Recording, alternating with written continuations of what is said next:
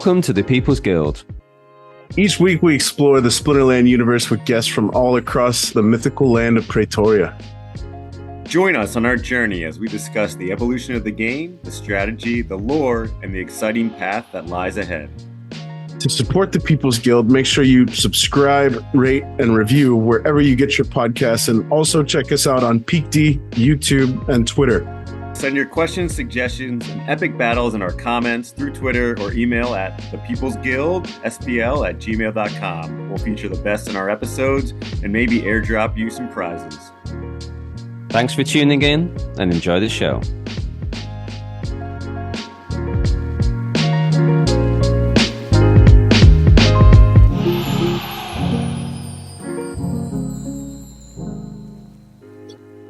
Welcome back to the People's Guild. Another week, another episode, another wonderful guest. We continue the 5-year anniversary celebration with a man who's kind of taken it upon himself alongside several fantastic team members to steer the ship and take us to the land of peace, prosperity, and freedom. He's the chemist formerly known as Dr. Jesse Reich. We welcome the one and only Aggroed to the show. Welcome to the show, Aggroed. Thanks for stopping by. That's a great introduction. That might be one of my favoriteest introductions I've ever had. Don't even need to explain this stuff. You guys already get it. Yeah, you can answer all the questions you're about to pose to me. I'm sure you'll have all the answers for that as well. That'll be great. Yeah, man. You've been interviewed so many times, all the town halls, answering everybody's questions. Hopefully we're going to ask you some new stuff. I'm going to try to get it kicked off with that because, one thing I haven't heard you talk about is I know you're out in Dutch country, right? Pennsylvania Dutch country? Yep. So I want to know your opinion on one of my favorite foods, scrapple. So I don't even know that I've had much of this. Yeah, I've definitely seen it served. I think I've had like small bites of it, but it has not like impacted my life. I have nothing negative to say. I have nothing like amazing to say, but I am aware of the existence of Scrapple. All right. Usually people have a strong feeling one way or the other. So that really throwing me off with just the I'm aware of existence, neutral feeling of it. But hey, I guess that's what you get. I took a shot, huh? Yeah. So one of the guys that I worked with, I'd ask him what he thought about this food or that, and his answer was always like, it'll make a turd. Like I'm not super picky. It all goes in, it all comes out, whatever. You got to enlighten us now, Hep. What is Scrapple? Can you give us the elevator pitch on Scrapple? So the elevator pitch to me on Scrapple is that, if there's a saying that you don't want to know how the sausage is made, and Scrapple is essentially made from everything that isn't good enough to go in the sausage. So it is a pork. It's a scraps of pork that don't make it into hot dog and sausages, get sort of ground up and then boiled and compressed into like a brick form. And then sometimes it's mixed with like some cornmeal and stuff. And then, you kind of like cut it into a hot dog. Yeah, it's like a square and you cut it up into slices and, fry it up in a pan, get it crispy. And I don't know, it's delicious. It's I kind of grew up eating it. I grew up in South Jersey, so I grew up in the farm country out there and grew up eating it. So, I've always loved it. We've just eaten it all our life, and like leaving that area, and you're like, people are like, "What are you even talking about? That sounds crazy." And I guess in retrospect, it does. So, so are you sold, Aggie? You gonna hop on Uber Eats and get you some Scrapple, bro? I don't imagine so. But whatever. I mean, we're here to talk Splinterlands, but not my dietary decisions. So what's on your mind, fellas? What do you I don't know, what's the biggest thing that you think is happening in the Splinterlands, or what are you the most excited about? And let's go down that kind of road. Well, we're going to take a little bit of a tangent. We'll get back to that. First and foremost, we've had Dave McCoy and Azur Khan. We've had the high privilege of speaking with those guys the last couple of episodes, and both fine gentlemen. Man, yeah.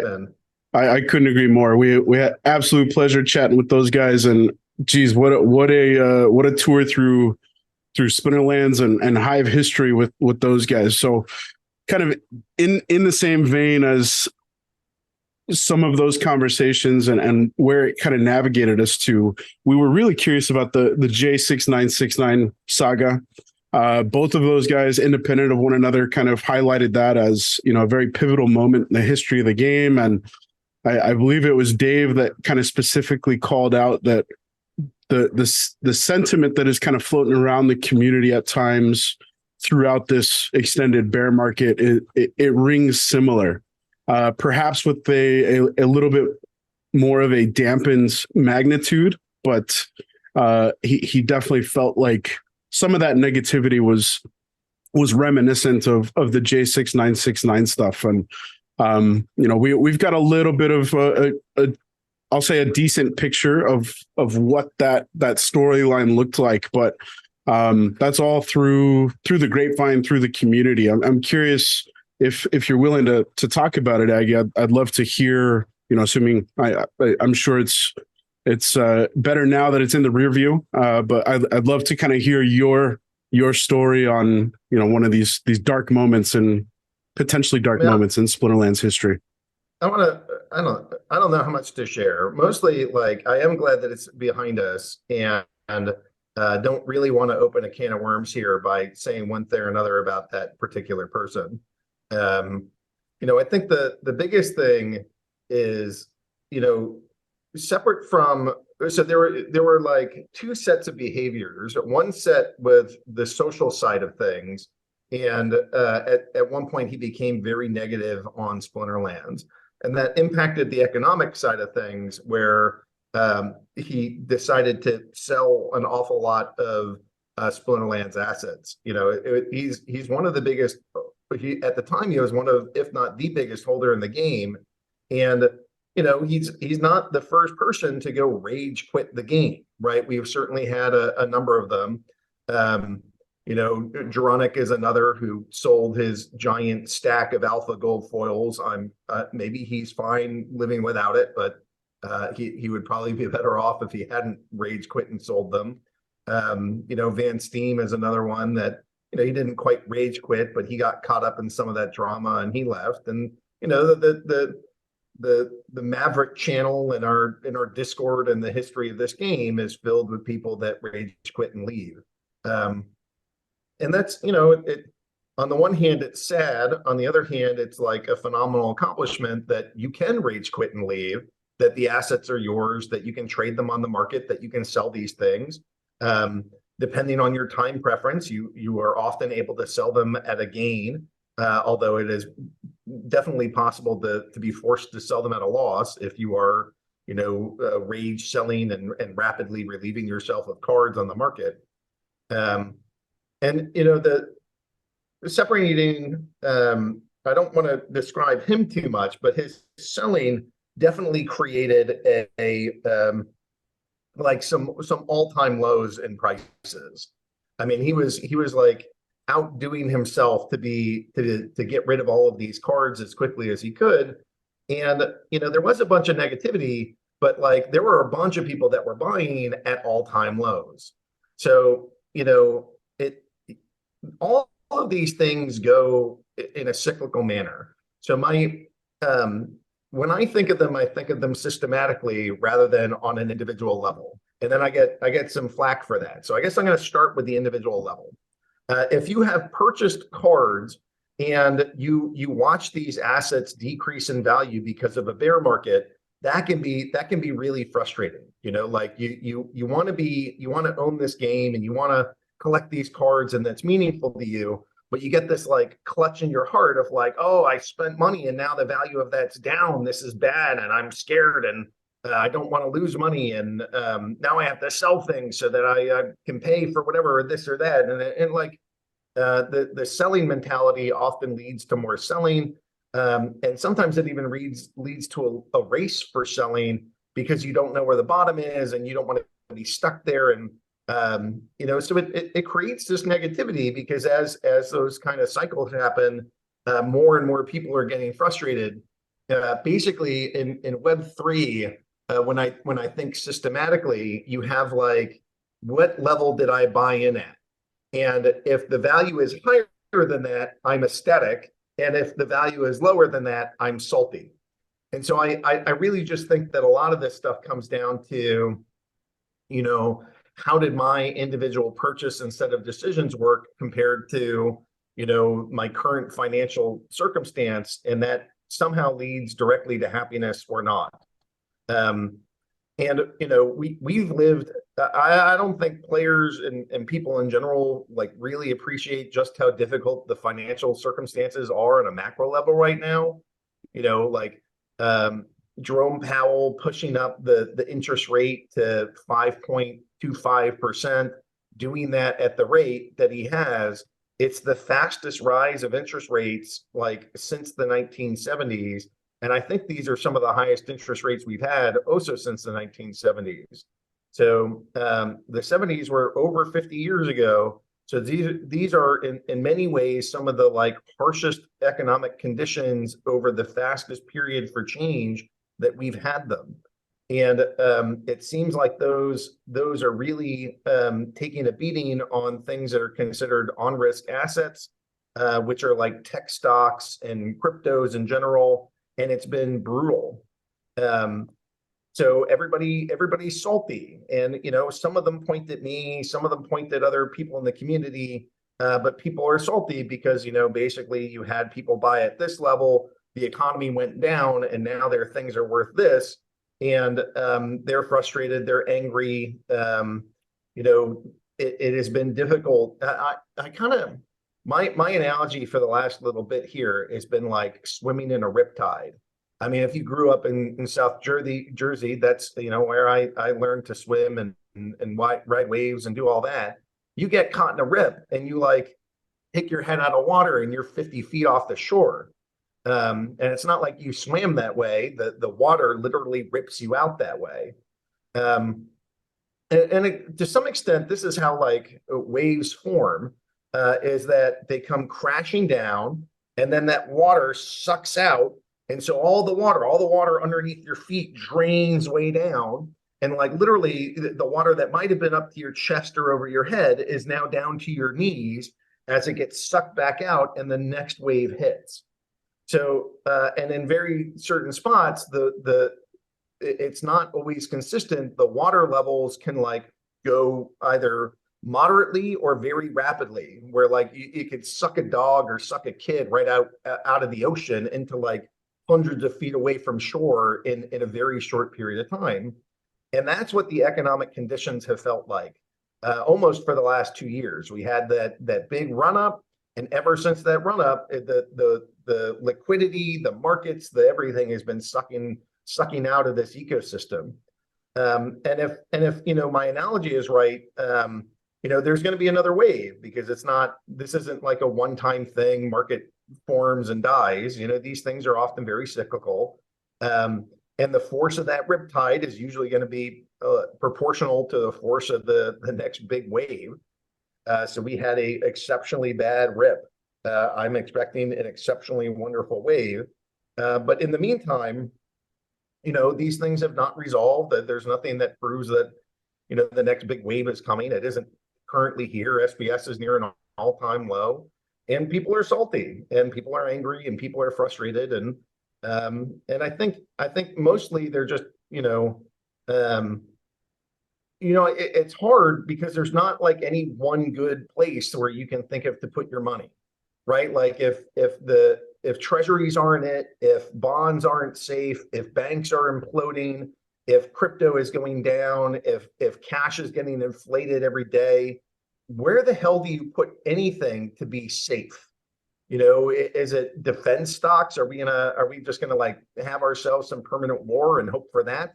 I mean, I can't think of a place right now where I'm like, this asset feels very comfortable. You know, at some point I'll cash some stuff out to stables, and the best stable I can think of right now is actually HBD.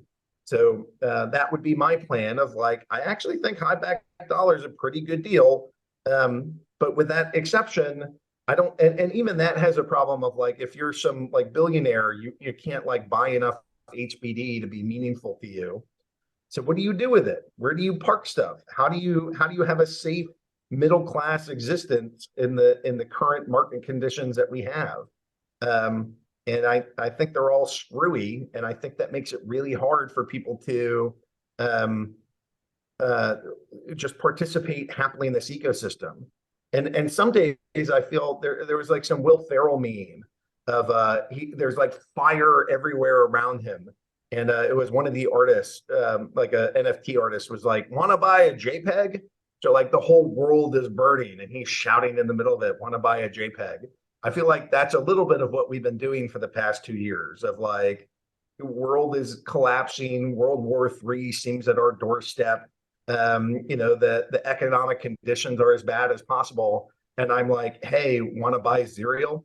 Like it's a funky time. These are not like, the steadily improving wonderful economics that we have experienced more recently than that. But man, what a crazy freaking economic time.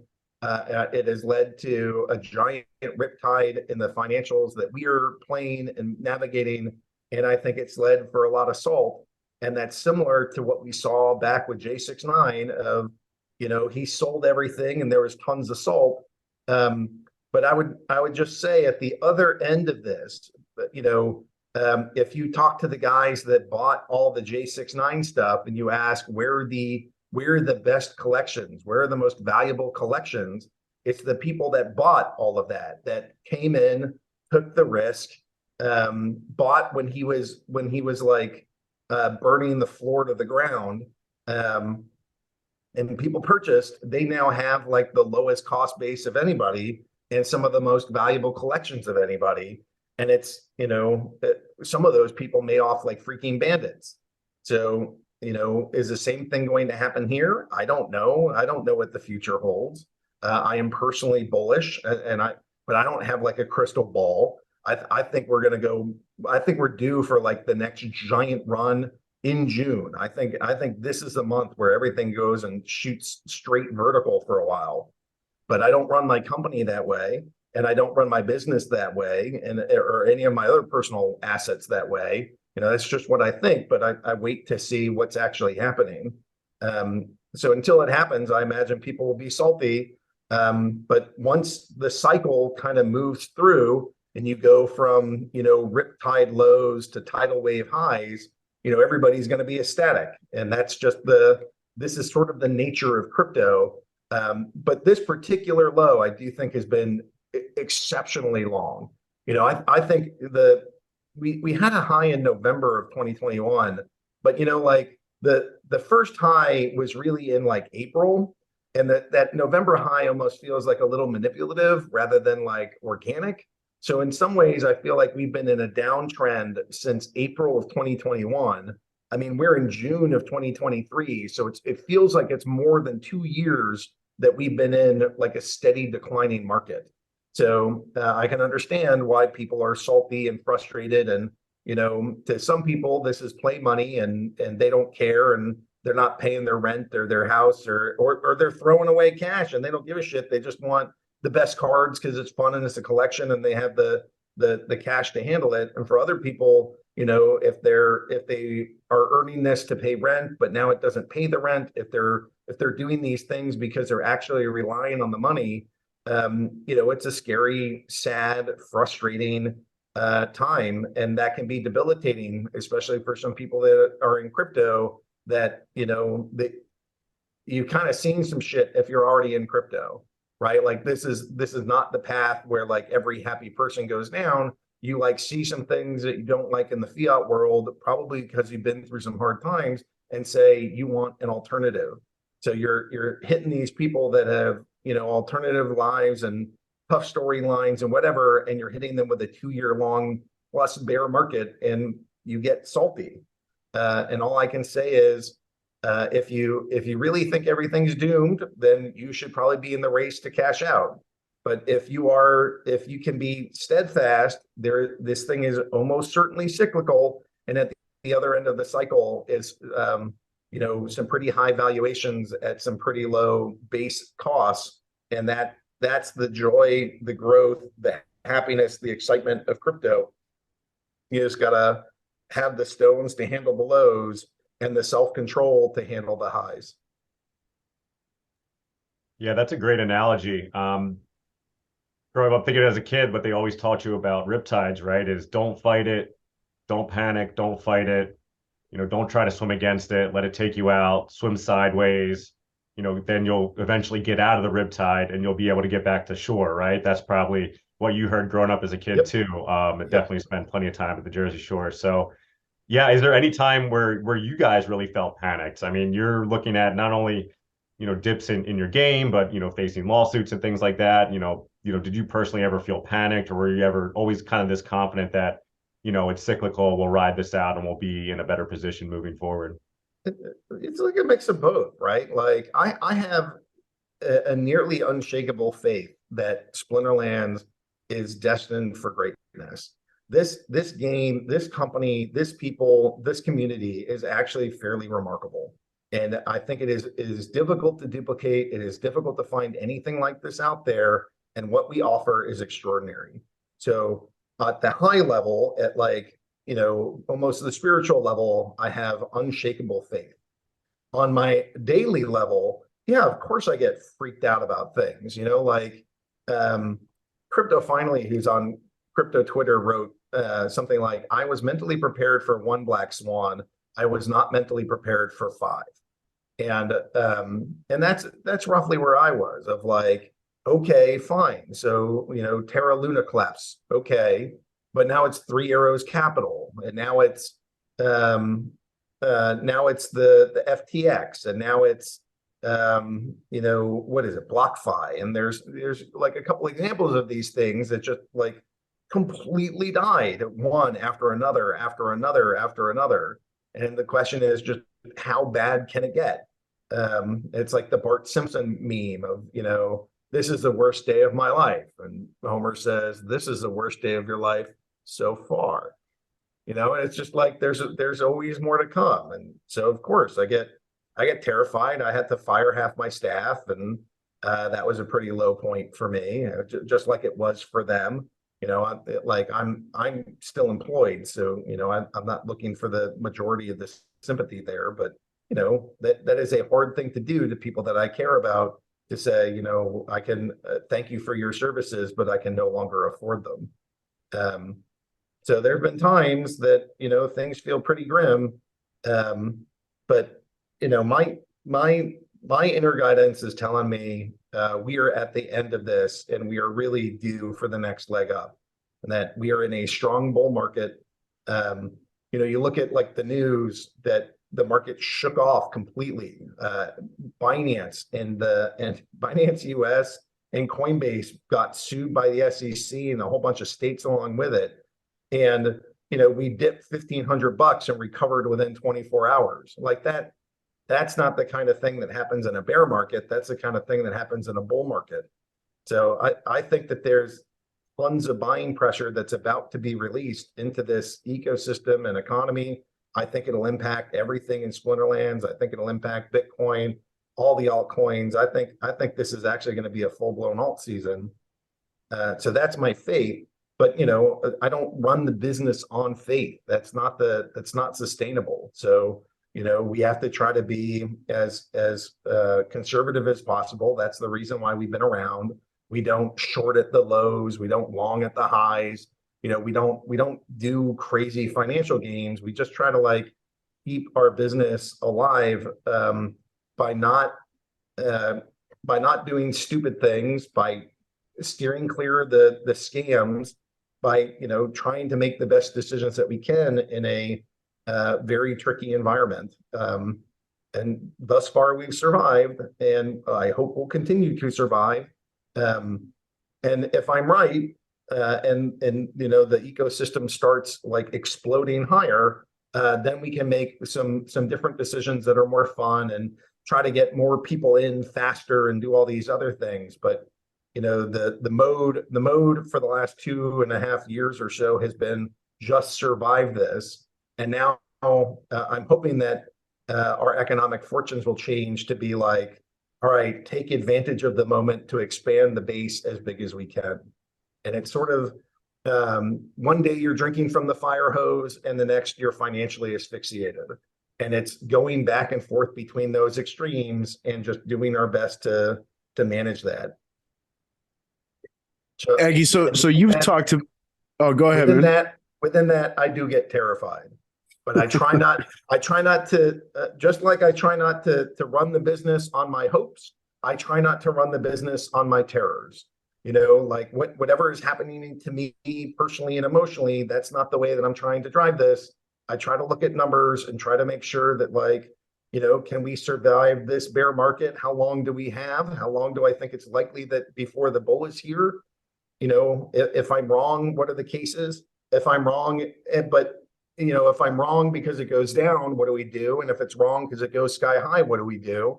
And I just try to have an answer for all of these things and make the best decision with the board that I can. Yeah, Aggie, I revisited our conversation from about, gosh, I guess 8 months ago. It was just prior to Splinterfest, just prior to the layoffs. And you kind of rounded out the show talking about the three pillars that you believe in as far as the Splinterlands ecosystem goes, being community, economy, and gameplay. That And hasn't changed at all. Those are still the three pillars, just for clarity.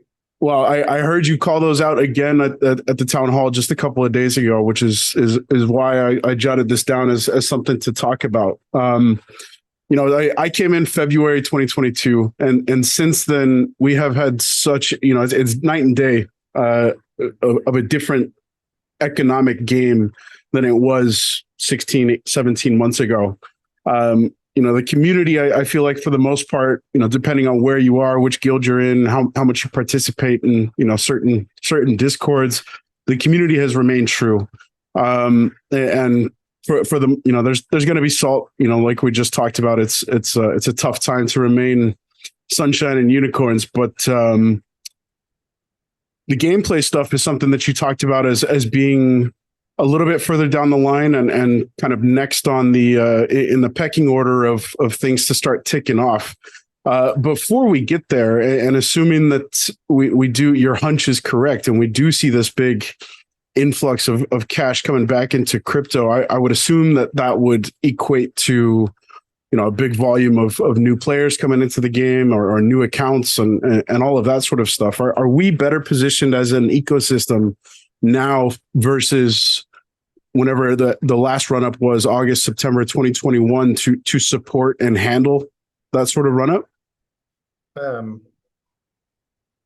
So there's from the first problem that we faced was a tech stack problem, right? Like when we first had that unrealistic or outrageous amount of growth, we had tech stack troubles left and right. And not that they're insurmountable, but we just had to figure out, like, Matt is a gifted programmer and a brilliant human, but he is often very pessimistic about things. And so if he has a fatal flaw, if he has an area where he did not anticipate, the one thing that he did not anticipate was outrageous success, right? That it's hard for that to even register to him that something would be, especially something that he or I or us or we in this community, just anything that he might be involved with could have that level of exponential success. So nowhere was that like fully planned for. These days the team is bigger, there's more people here, and we try to have a little bit more eye towards, well, what happens if everything explodes and everything is like a better position than it was before. Now we actually plan for some outrageous success. So if the server pieces go, I think that we're in a much better spot to handle that than we were last time. The second part, I think, is more of an economics thing, and we're almost there. What we're working on right now is getting SBS staking requirements in the game. These things are like 2 years overdue from my perspective. If you want SBS to be valuable, you have to give it utility, and making it so you can't earn SBS, or I guess you can earn it, but your earning is proportional to the SBS that you're staking along with your rank.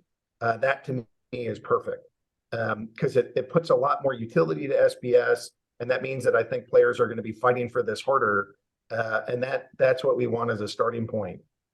Before, in the last run up, we didn't have the burn mechanism to take SBS and turn it into DEC. Now we do. So I think that sets us up for a pretty good run. And then lastly, I got a buddy of mine is looking at one of these other card games, and he wrote me and he said, they ruined their economy. All they did was print cards, and they never took them out of circulation, and now the game is dead. And that's kind of where land comes in of like, we have this game and we have battles, and the battles can absorb so many cards, but you really need a lot more absorption than that.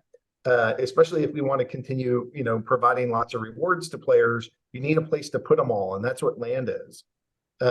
So we got to get land out so that land can absorb all the cards and can absorb all the DEC, and we need to get the SBS staking out so there's lots of utility for that.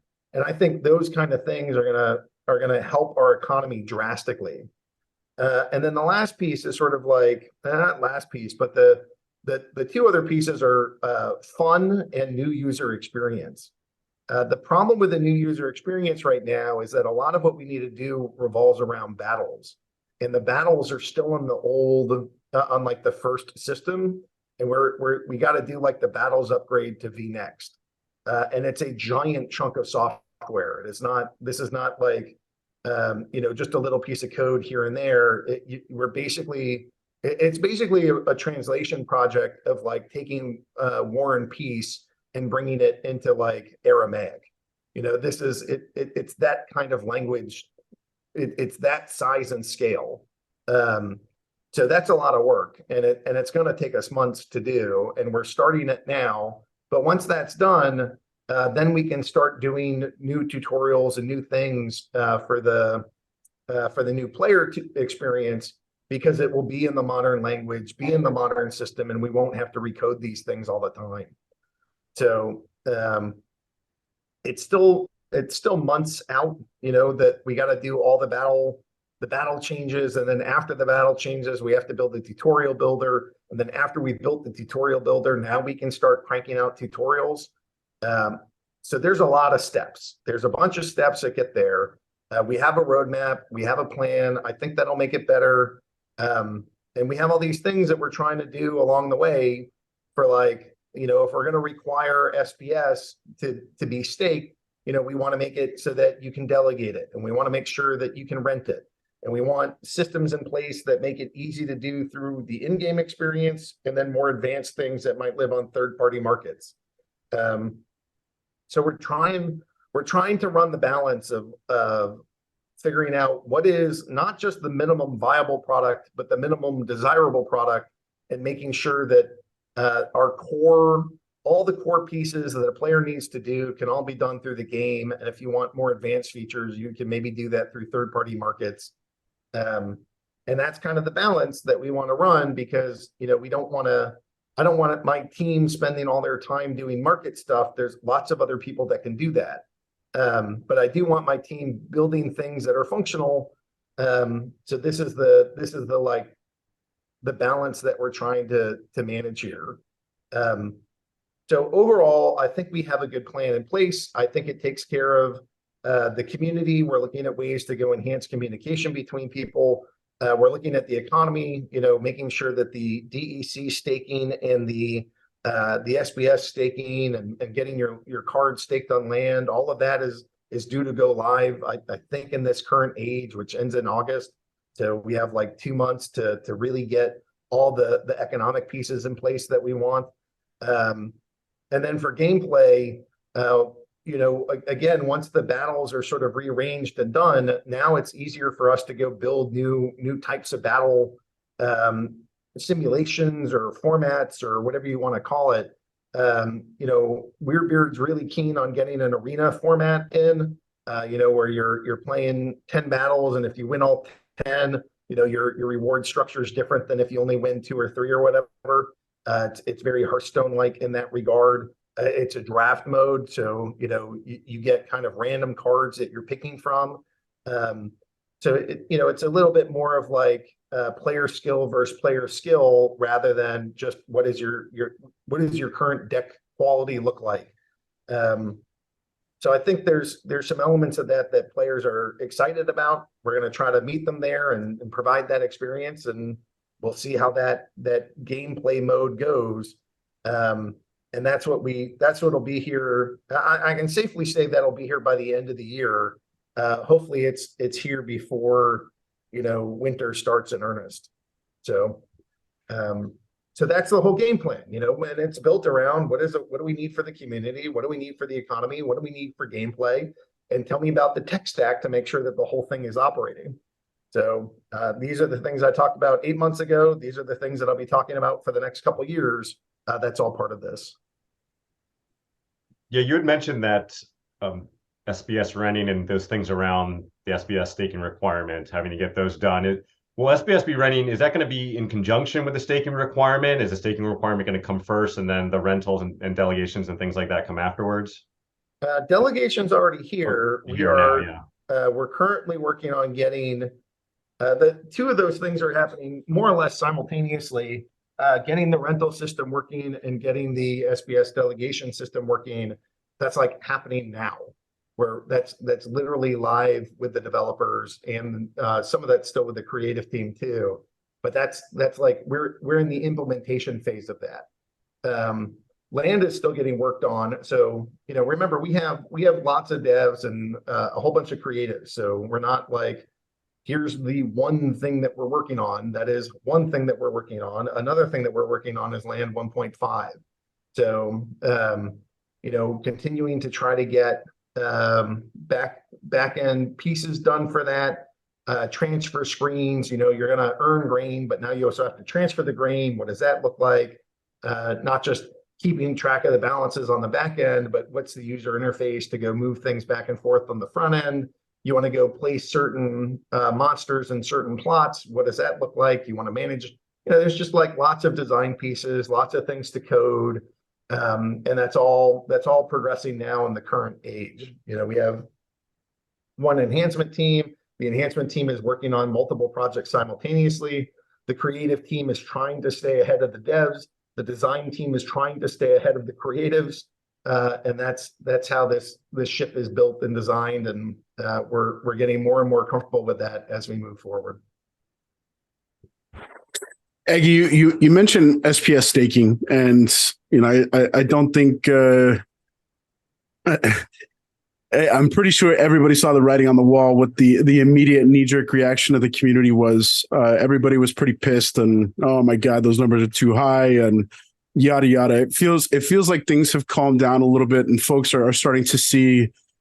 I guess you could call it the silver lining, but it's actually the silver majority, right?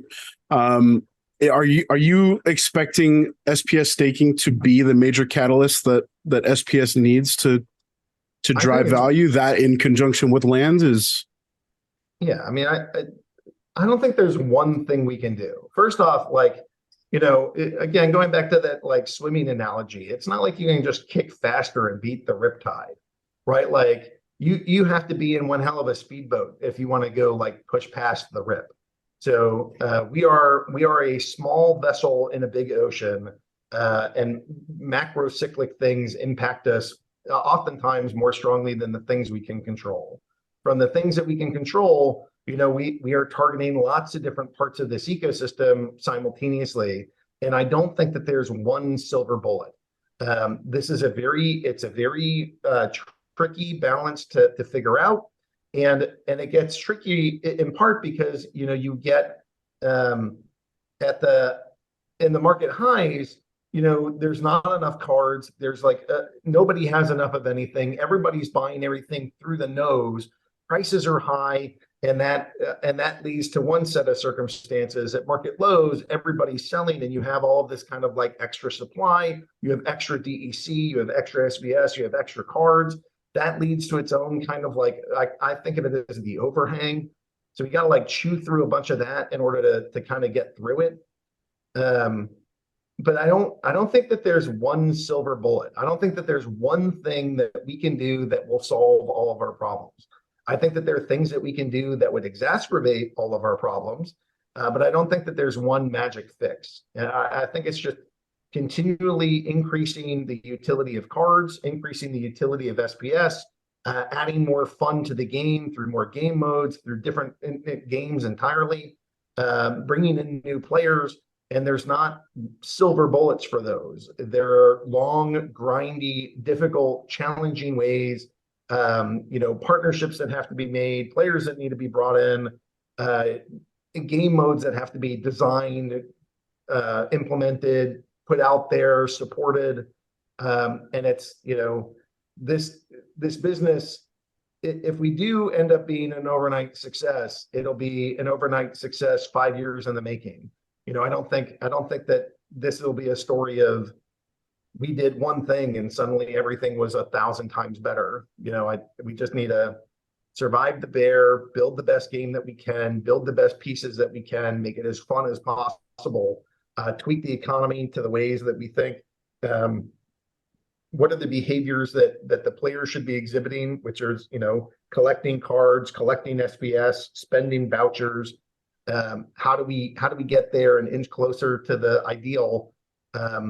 We just need to keep grinding away. That's how we're gonna, survive this current phase of the market and get into the next more exciting phase of the market. So let's say you did have one silver bullet, but just one. Where are you pointing it at? Are you what's more important then if you have that silver bullet? DEC to peg, SBS to 10 cents, the market cap of cards 5xing from here, in your personal opinion? That's along the line. If the dream is that SBS starts going up and there's lots of desire for DEC. So again, I don't think it's one silver bullet. It's making sure that the economy as it's designed is working. And the main feature of how this whole thing works now is that if there's demand, people are spending or burning DEC. But we're not emitting new DEC. There's no new DEC. There's like a teeny tiny bit for the leaderboard, but that's basically inconsequential to the size of the economy. So there's no new DEC. So you guys are going to go spend it on Zerial. You're going to go put it into your guilds. You're going to burn it for the 5th year anniversary. And eventually you're going to use this stuff for land. Land has like 7.5 billion DEC that's necessary for land. There's not even, I think there's something like 4.5 billion DEC in circulation now. So we don't have enough. So where's it going to come from? It's going to come from people buying and burning SPS. Well, buying and burning SPS, it can start this kind of funky flywheel. Because like right now, I think people have in their brain somewhere between 8 and 13 cent SPS is the price point at which they were originally buying Rift Watcher packs. So anything less than that is less than their anchor price, and they feel like, oh, I'm spending too much. But if we can get past that like 8 to 13 cents, now it'll start looking cheap. And I think that's the trigger point where people start spending their SPS to go get those packs. Okay, well now not only are people buying and burning SPS, but now they're spending that SPS even faster because they're doing Rift Watcher packs. And then I think it's somewhere between like 13 and 15 cents that the validator nodes start becoming, cash flow positive to people. So if we start going up a little bit, you get the Rift Watcher sale. And if you go a little bit past that, you start getting people buying nodes. Well, both of those things accelerate how quickly people will be buying, burning, and spending SPS.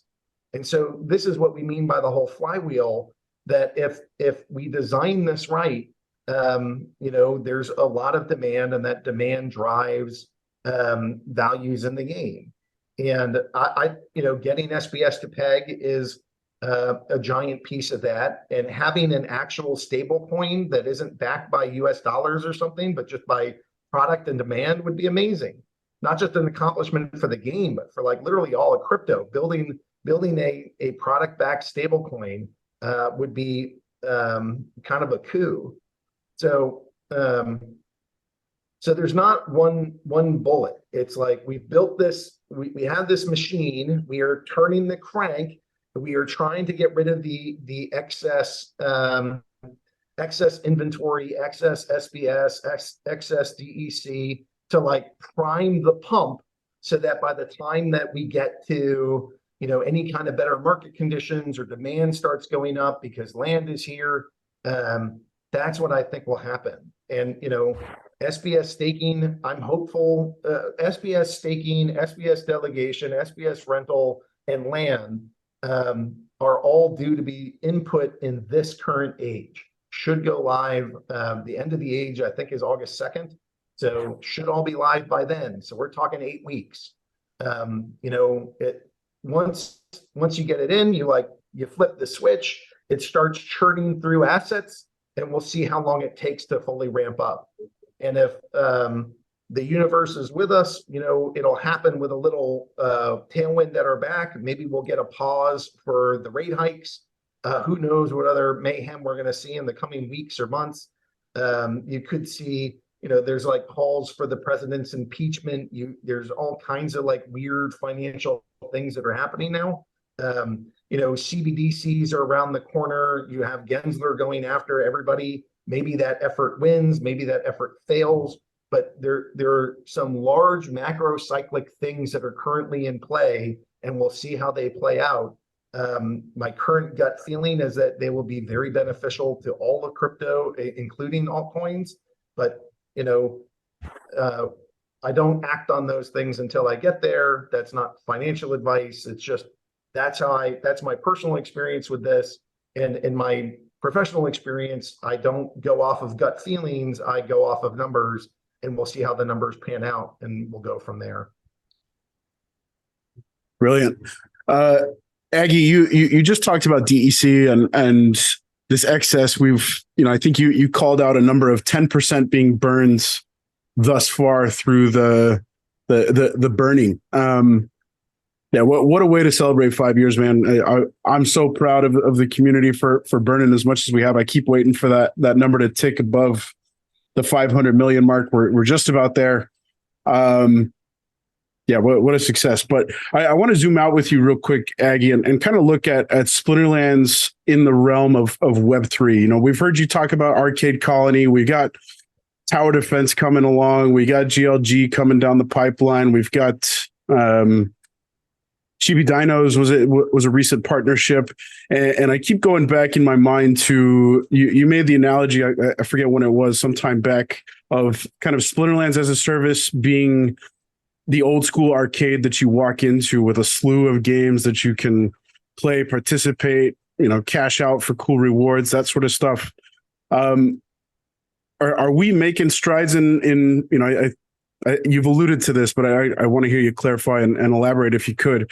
Are we making strides in the right direction at the pace that you would like to see in terms of Splinterlands being kind of at the crux of this Web3 arcade that you kind of see in your mind's eye? Yeah. So everybody asks me, when are you going to get new players? Where do you get new players? And then the next thing that they want me to do is they want me to go to Google, spend a bunch of money at Google, and try to bring in new players.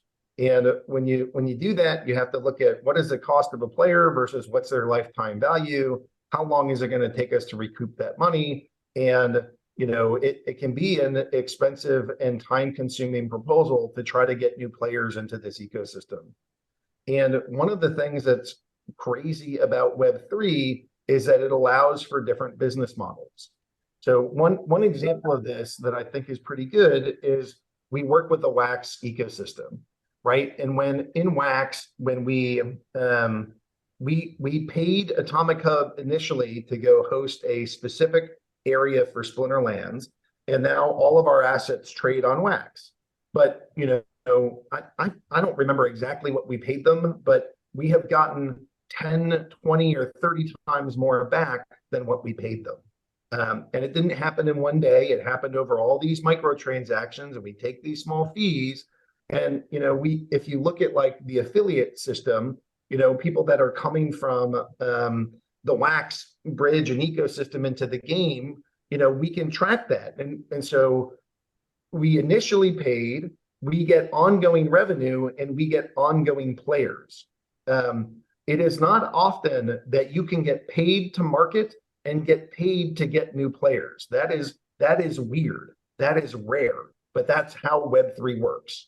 And so after some experience with that, it came to my mind of like, if we want to grow this ecosystem, the fastest way to do that is not by grinding out another user on YouTube or Twitch. The fastest way possible is to go take a successful Web 2 game that has tens of millions of downloads, to go integrate that into what we're doing to build a Web 3 application, and basically use your Web 2 as a user funnel and your Web 3 as the real monetization scheme behind the game and the players. And by doing that, you bring in new money and new people, and you're not doing it one person at a time. You're doing it one, multi-million user group segment at a time. And then to top it off, it's a service that we provide them. They will pay us to do it because they want their game in this space. So as far as I'm concerned, there's no better way to make money, and there's no better way to bring money to the ecosystem, and there's no better way to bring new players in than this method that I've described. And so where we are, the main piece, so Chibi Dinos, let's see. So Splinterlands operates, that's our first silo. The second silo is Genesis League. We are poking around in the first silo with Splinterlands by adding tower defense and integrating that. So we're showcasing how this system can work within tower defense and Splinterlands. Chibi Dinos is really important because Chibi, that game, their NBA Jam style game, was built in Unity. And so along the way of us doing this, we realized that we can take a Unity application and integrate that into Web 3 using our technology. This is like the first example of that. So, the tower defense game isn't built in Unity, but this thing is. And so now if we're proving out with Chibi that you can take a Web 2 Unity-based game and turn it into Web 3, I mean, that's amazing. Like, there's 1.7 million developers that use Unity. They're the bulk of the games that you find in the App Store. And we can take these ones that are browser-based. So Chibi is this ongoing thing. There's all kinds of logistical problems, and we're figuring out business problems, and we're figuring out technological problems. But that's great. That's what we need to be doing to get this thing working smooth. It's like really the first integration that we're doing, the first test case that we're doing. Because once that's done, then you just turn the crank, and we spin up some machine to start tagging all the Web 2 businesses and saying, hey, my thought is basically like, if you're the number one game of your variety on the App Store, you're probably not coming. But if you're like game 3 or game 4 and you're having a hard time getting market share, it's probably better to be the number one game in crypto than it is to be the number 4 game on the App Store for your genre. And I think we're going to be able to drag a lot of those like number 2, 3, or 4 games into the ecosystem. So like if you're Candy Crush, all right, you're probably not interrupting your multi-billion-dollar business to do it. But if you're the second or third most popular Candy Crush style game, all right, well, if you've been struggling to get revenues and struggling to get market share, this is like a place that you can expand. And those games, like I said, have tens of millions of users. So Chibi Dinos is important because that's really the first version or one of the first steps in this.